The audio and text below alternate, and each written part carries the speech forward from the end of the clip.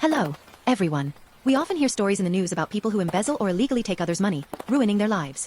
Those bitter tales of thinking, this much is okay, I'll just hide it for a bit, and taking a detour, only for it to boomerang back and jeopardize their entire life. The Bible passage in 2 Kings 5 verses 20 to 27 shows how terrifying the price is for greed that chooses the shortcut. The prophet Elisha had completely healed Aram's general Naaman of his leprosy.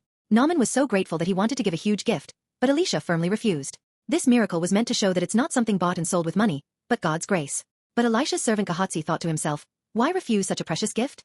I'll chase after him and get it for sure. Secretly from Elisha, he pursued Naaman and lied, saying that 2 guests had come to the prophet Elisha, asking for 2 talents of silver and 2 sets of clothes. Naaman believed him and gladly gave the gifts, and Gehazi hid them away in a secret place.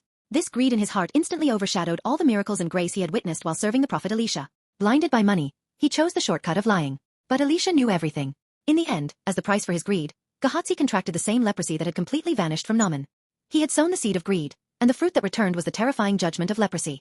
The path he thought was a shortcut turned out to be a cliff leading to destruction. So many people fall into countless temptations of greed. Moments when we want quicker success, to have more than others, and are tempted to take loopholes or shortcuts. Coveting others' things is just like the shortcut Gehazi chose. It might taste sweet in the moment, but God says that greed is a terrifying curse that rots our souls like leprosy and makes our entire lives sick. Thankfully, we have one single way to escape this curse of greed, and that is Jesus Christ. The Bible tells us that not only our greed but the result of all sins is eternal death. Just like the leprosy that struck Gehazi. Like leprosy that we can't cleanse on our own, we can't wash away our greed and sins by ourselves.